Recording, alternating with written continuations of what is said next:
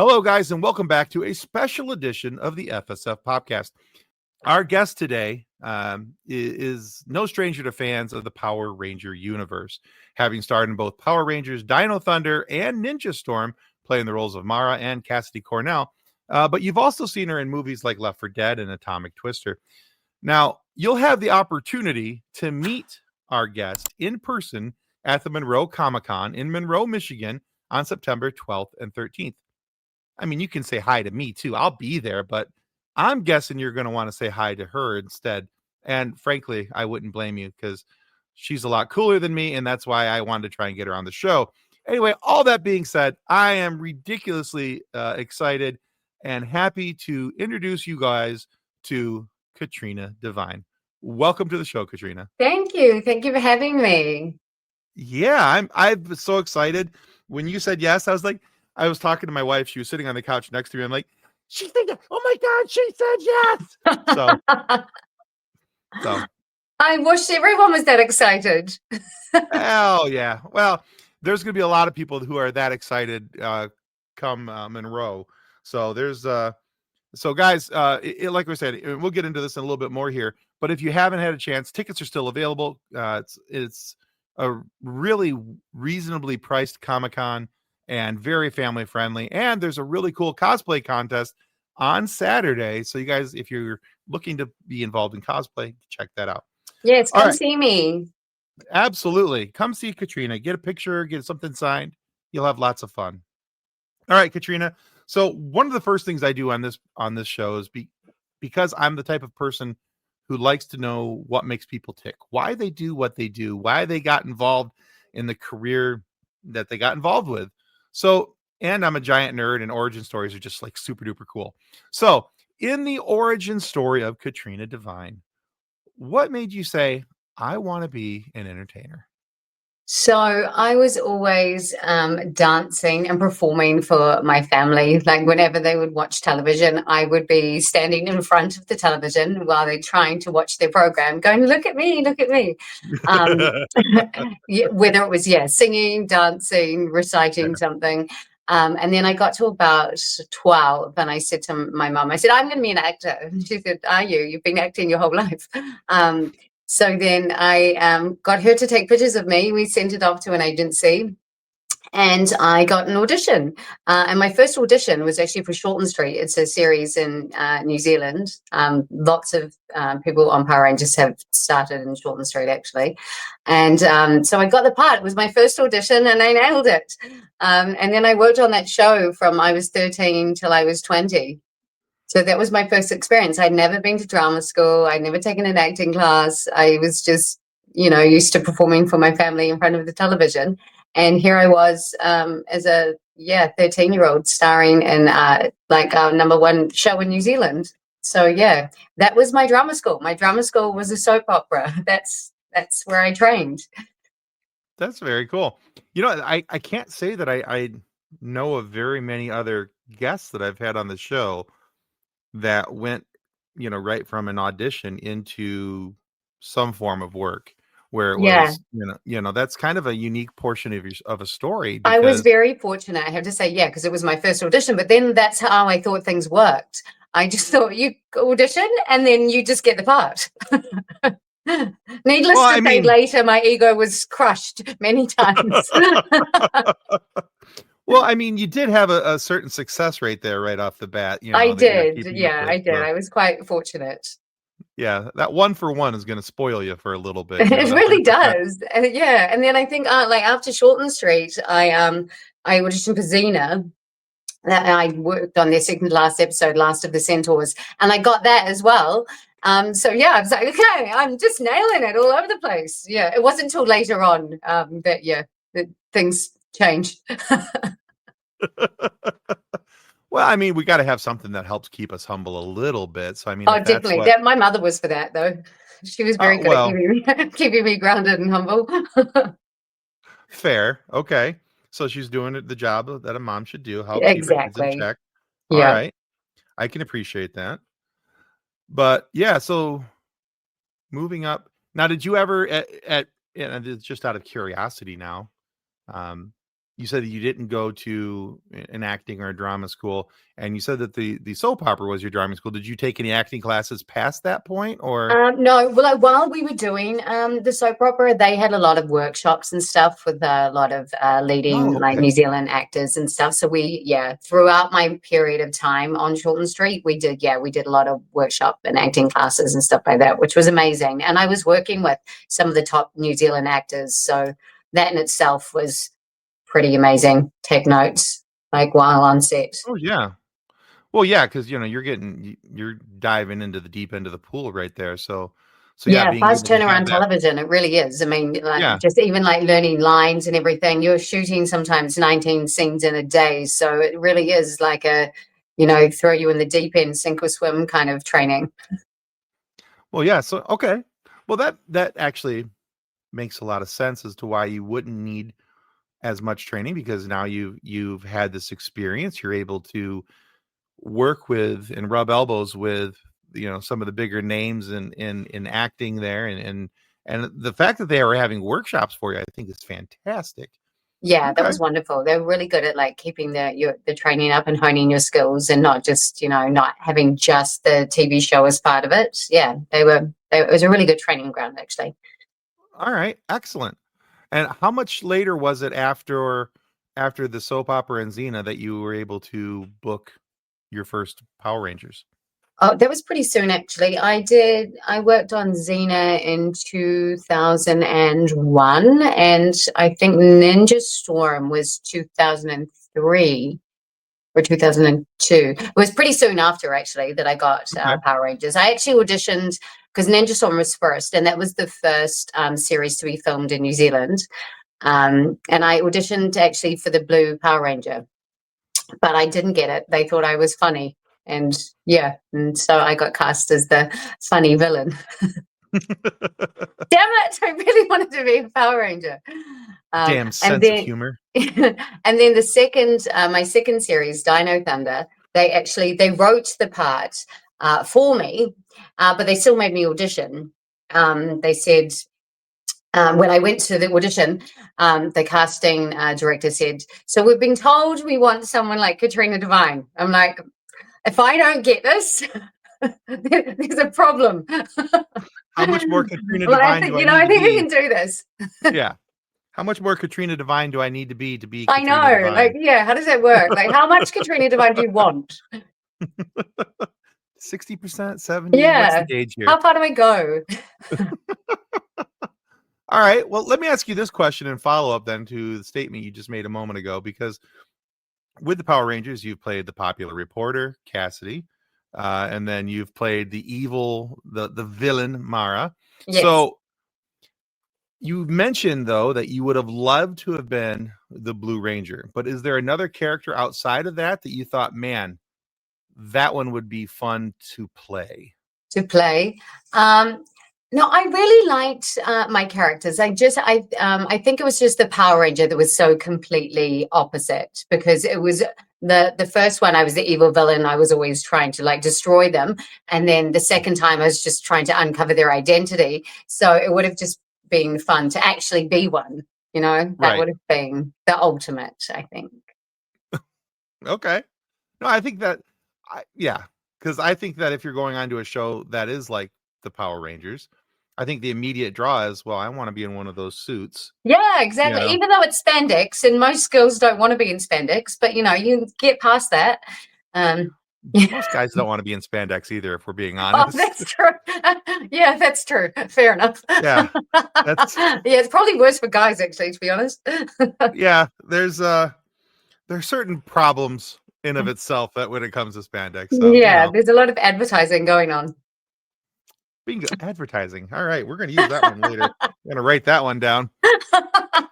Hey, honey, I'm advertising. Okay. Anyway, all right. Yeah. I thought about that because I was looking at the characters that you played, and because there's a nice contrast between those two with their personalities and the way that even in appearance and the way that they because honestly, until I did the research, I didn't know that you played both characters. So many people didn't, which, you know what, I actually find that quite a compliment, because it shows that it was two like completely different characters and I played them differently. So most people didn't know, and then they were like, oh my goodness, it's actually the same girl playing like two different parts. So yeah, that's definitely a compliment. Well, good, because I was intending it as that. I always love it when I don't recognize somebody from one part to another, because they've invested themselves so deeply in the character, and they've worked so hard to what they're doing. And I think that's what you did here, is that you have these two characters, and I love the scene where they walk past each other. Oh yeah. Yeah. Because That girl is so pretty, but I am it's so so pretty. much prettier. Exactly, that one. I got a good chuckle out of that, because I didn't catch it at first. That I'm like, oh, that's the same person. And then I'll be honest with you, it wasn't until about a week or two ago that I actually recognized that. I was like, wait a second, Hang on a minute. that's the same actor, and that's fantastic. So Yeah, it was pretty cool actually. all right, well, that is cool. Yeah, I think that if I don't know if I don't know. I would definitely want to be one of the guys in the spandex suits, even though You would want I to am be an not. advertiser. Yes, even though I am not what you would call a thin mint. Still there would be the draw to be the guy who's like, what do you do with a guy who's over 40? Well, first we put him in baggy spandex, and then we don't require him to do all the jumping and Well, but thankfully, you know what, the stunt guys did the majority of the work, so that was pretty cool. Absolutely. All right, so yeah, so it goes without saying that the Power Rangers obviously is a massive IP. It's a massive property. But what does it mean to be, for you, both personally and professionally, to be involved with a franchise like this, where it is so beloved by its fans? It is so beloved. I was actually blown away. I didn't realize how massive Power Rangers actually was until I attended my first Comic Con, and just the love from all of the fans, and they can literally recite verbatim, line for line, like their favorite scenes, and it blew my mind. I'm like, you know it more than I do, and I have played the part. So it's such an honor and a privilege to be part of such a huge fandom and such a huge show. And I've met like many of the actors now from like all the different series and stuff, and it feels like a big family. I mean, that sounds really cheesy, but it really does. Everyone's so like welcoming and lovely. So and the fans have been like phenomenal and so kind. I even had Petey. He is a huge Power Ranger fan and so kind and lovely. And he bought my costume. They auctioned off our costumes. He bought it and he mailed it to me. So, that's cool. that is just like unbelievable. Like just speaks to like how kind and wonderful the Power Ranger fandom is. It's just amazing. My heart. Yeah. I think for me, because starting going Comic Cons about 5-6 years back, I thought it was really interesting because, having grown up, and I told somebody else this, and I didn't get into or start liking the Power Rangers till a few years ago. It just, when I was younger, the group of guys that I hung out with were always like, Power Rangers, that's a kid show. We're not, anybody who watches that is, you kind of give into the peer pressure a little bit, and so I didn't watch it, and I was like, oh, it's stupid. It's actually a lot of fun. It's just a tremendous amount of fun. It really is. I had so much fun working on it. It was amazing. And there's good storylines, there's good morals taught, there's a lot of good things with the Power Rangers. But I thought the thing that surprised me the most is when I started going to Comic Cons is that, so there was, obviously there's always voice actors and certain actors that get these long lines and things, but it didn't matter what role somebody from Power Rangers played. They always had a massive line. it's ridiculous. I mean, in a good way. I mean, Yeah, ridiculous in a no, good way. it's really I like just, yeah. Our first year at Monroe, I can't remember. Oh, goodness sakes. My brain is just completely I can't remember his last name, but his name is Blake. He played a Blue Ranger. oh yeah. Um, Blake's actually going to be at yeah, Monroe this yeah, year. he's coming. He's coming again this year. But his line wrapped down and around, and yeah, Oh yeah, always. Yeah. it's crazy. And I saw it with him, you, and Walter Jones. I expect that this year will be no different in Monroe, and we'll have lots of lines and happy people, and looking to get autographs from you. Yes, I very much look forward to it. I've never been to Monroe. I've never been to Michigan actually. So Well, we'll try and break you in gently. okay. It's yeah. So yeah, I live on the other side of the state from where the Comic Con is, but it's a nice area. So Yeah, well, um, I'm just outside of Toronto. So my husband is okay. actually driving me down. He's a musician. He's driving me down on the Friday morning, and then he has to quickly whip back for a gig, and then he'll Oh, come back okay. on Saturday. Perfect. All right. So yeah, so Monroe Comic Con is this upcoming weekend, September 12th and 13th. And so my question here about bringing that date back up is that, we're talking about cons and getting to meet lots of people, and there's panels, there's interactions with fans. Is there something that you particularly appreciate about Comic Cons, or maybe you've learned to appreciate about Comic Cons over the years? I love just meeting the fans and meeting people in person, because it's just, it's so much more intimate. And then just learning why they loved Power Rangers and hearing all the stories. There's like so many different reasons for people watching. Mhm. And also the fact that it's goes from like young to old, like, and Mhm. everywhere in between. There doesn't seem to be like a particular like male, female, age, range. Like it's just all over the spectrum. And and I love that. I love meeting people. I'm social anyway. So it's always so much fun. It's always like a really good energy. And then the panels are great because they remind me of things that I'd forgotten about. And it's always really happy memories. So yeah. Awesome. Okay. Do you have any like standout experiences with fans at Comic Cons that when you think about your interactions, one that stands out? I've had a mother come up to me.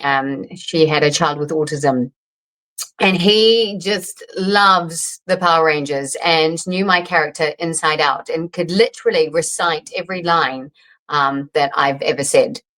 Blew my mind. And she just was like so thankful to me, but I'm like, I didn't really do anything. Like, your Right. child is amazing. Like, this is so wonderful. And I'm actually excited to meet him more than I think Mm-hmm. he is to meet me.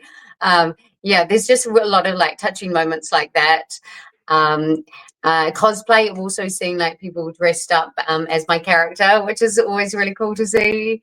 There's been so many like wonderful moments. I've performed my Space Girls song with people in the lift, actually, like on my way down to the Comic Con, who were like dressed up, and then we started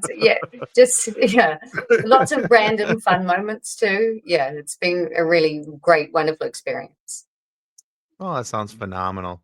Yeah, I think for me, one of the things I've appreciated most about Comic Cons over the last, like I said, the last few years of attending is watching the interactions between uh the people who are there, the attendees, and the celebrities that are there who have performed in whatever IP it was that they were a fan of.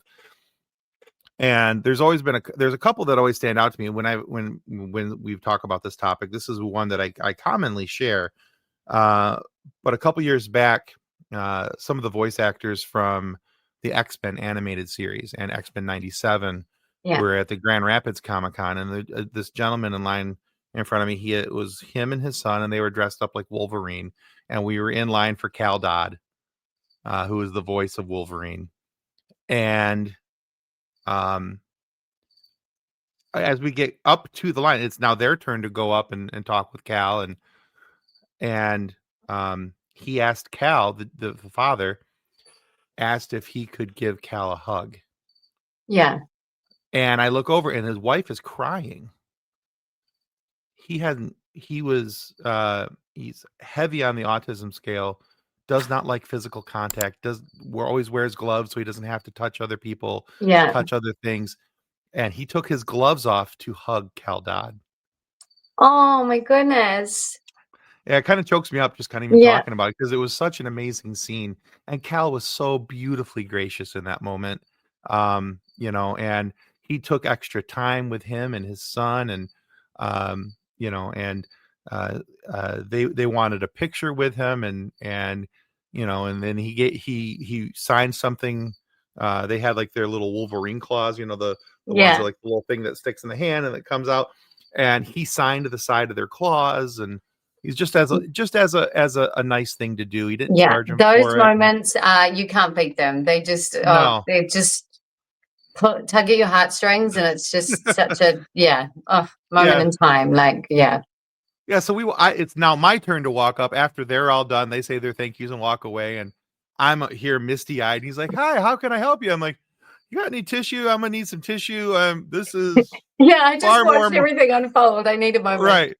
This is far more emotional than what I was planning on for Yeah, today." exactly. So, but I love those moments, and it's always fun to see somebody. To see the super fan meet their person, Yeah, their right. Like character. little kids who maybe that's been their Yeah. idol, or like I referenced Petey before, who's now like a friend, Hmm. said that we got him through a lot of high school, which is Oh, that's just, cool.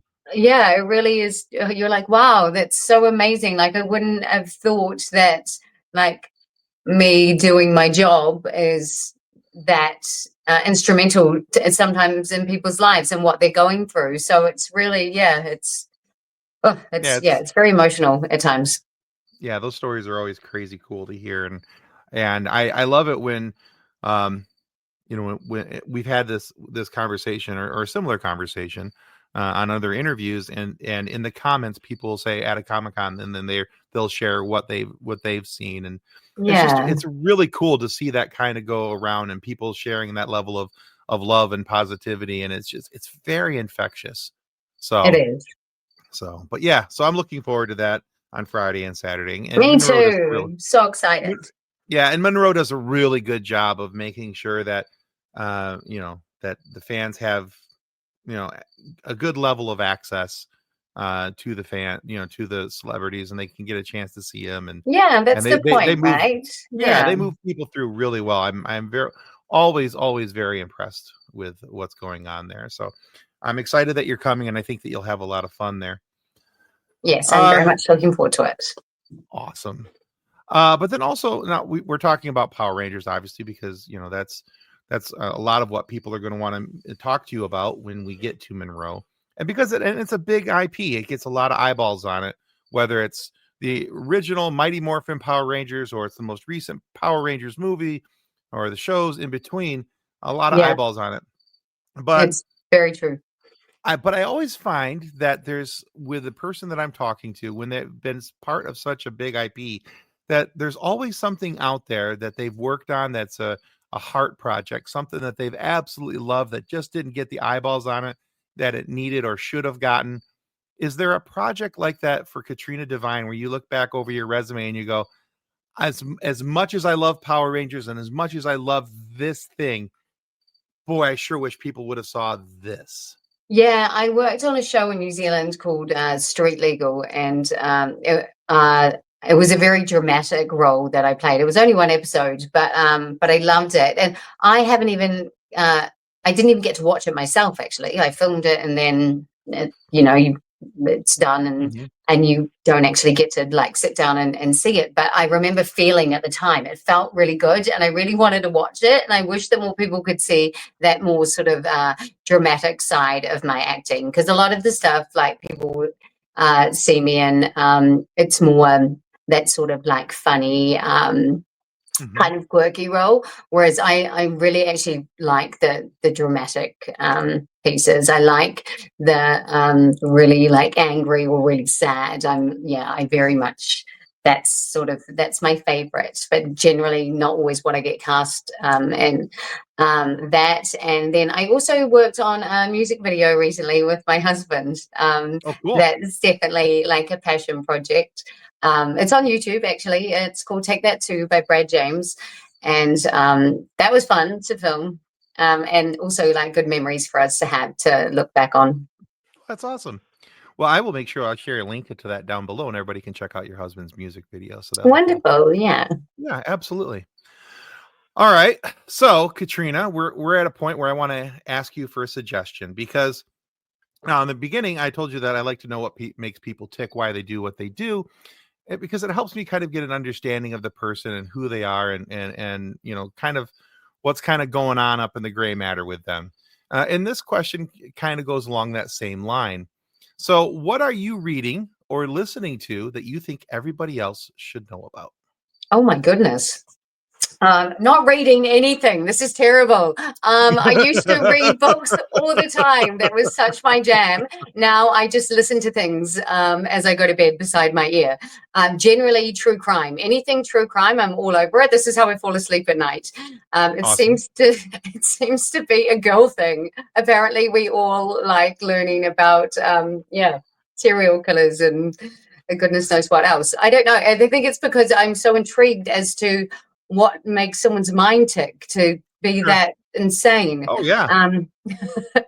I tell my wife she's doing research for how to off me. So. Oh yeah, like literally every husband, I'm pretty sure, thinks that their wife is trying to do something sinister. But yeah, I for some reason I just find it extremely interesting. So I listen to a lot of the true crime people. There's Kimberlea, she is one of the people on YouTube.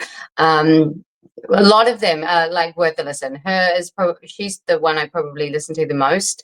And watching everyone, Landman is a show that I'm really into, and season 2 I believe is coming out in November. Billy Bob Thornton, he's quite wonderful.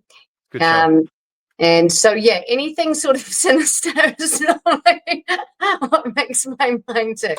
Sounds terrible, I know, but for some reason it just really is interesting to me. I actually wanted to go to school to do biological anthropology, like things about DNA and things like that really make my mind tick over. No, that's cool. I can get behind that. All right. Very, very good. All right, Katrina, we have reached the point in the show where it's time to ask you our silly question. Okie dokie. All right. Now, it's not really all that silly. We just like to call it silly. Now, the reason why this question came up is that one of our team members here for the FSF podcast, my dear friend Kathleen, was out with her daughter, and somebody asked her 5.5-year-old daughter this question, but not Kathleen. And Kathleen was like, well, you should never age out of this. So that question is, Katrina Devine, what's your favorite dinosaur? What's my favorite dinosaur? Oh, what's the one with a really long neck? The Brontosaurus? What is it called? The Brontosaurus? No, it's not a Brontosaurus though, I don't think. It's no, I can't even remember the name of it now, which is terrible because I actually teach kindergarten and the kids are obsessed with dinosaurs, so you think I would know. And it's not the T-Rex because everyone loves him, and it's not the Triceratops. No, it's a Brachiosaurus, I think it's called. Oh, it might be a Yeah, I think it used to be called Brontosaurus. Now they call it Brachiosaurus. Yeah, that one. The one with the long neck. I don't know why. It's just there's something so cute about it. Okay. I like the cute dinosaur, not the main one. I want that because if there's going to be a dinosaur, I want it to be nice. And I definitely want it to be a herbivore. I think that would be a big plus. Yeah. So not endangered, not going to eat me. Leaves? Yeah. So I'm safe. And then can I ride you? That would be fun. As long as you're not going to eat me. Yeah. Yeah, absolutely. Just hold on to the long neck. Right? I think actually the Brachiosaurus might be the first time we've had somebody mention that one. Oh, good. I like to be original too. Well, I think you're being original on that one. I would have to go back and check a whole lot of interviews, but off the top of my head, Boy, I don't know that I've ever gotten the Brachiosaurus before. Okay, then you have to find out, and then you can tell me in Monroe if I'm the only person that picked the Brachiosaurus. And if that's I'll go actually through a right. few. I think there's the one person I can think of that may have answered the same thing, but I'll go back and check her interview. I think it was voice actress Courtney Taylor. I think she had a similar answer to you. Well, Courtney's got wonderful taste in dinosaurs. Well done, Courtney. I'll pass that along. Yeah, right. Very, very good. All right, so Katrina, thank you so much for being on the FSF Popcast tonight. Where can our listeners go to find out more about you, your work, or anything else? Well, my Instagram handle is @DivineCat. So come along there, and I also have a Katrina Devine Facebook page. So yes, come and see me and visit me. I try and post things regularly. Sometimes I'm a bit slack. That's because I have a child, and they demand a lot of attention. How dare you be a mom and live life? Yeah, I've got to do that and stuff. It's very demanding. Divine Cat on Instagram, Katrina Devine on Facebook. And then check out my music video with my husband. It's a bit raunchy though. That's okay. We'll put that as a link down below, and we'll put your links for your personal stuff down in the show notes down below as well. That way everybody can check out not only your stuff, but also your husband's music as well.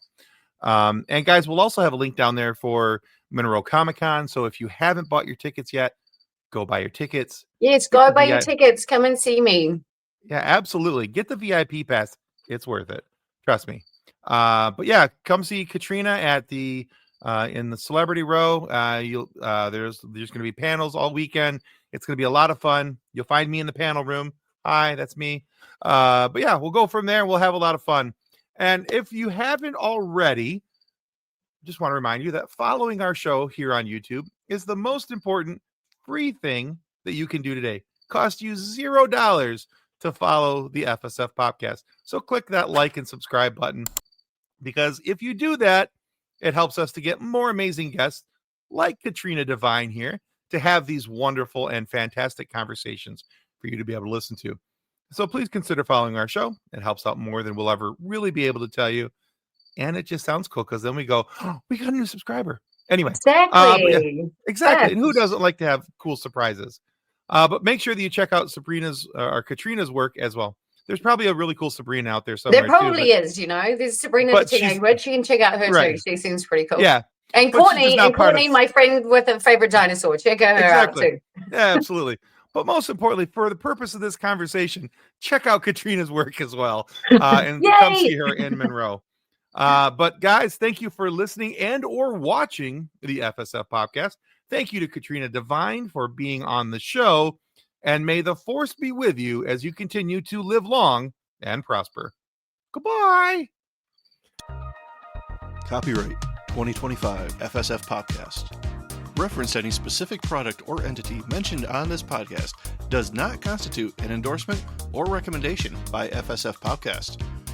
The views expressed by guests are their own, and their appearance on the program does not imply an endorsement of them or any entity they represent. If you have any questions about this disclaimer, please contact us via email at info@fsfpopcast.com.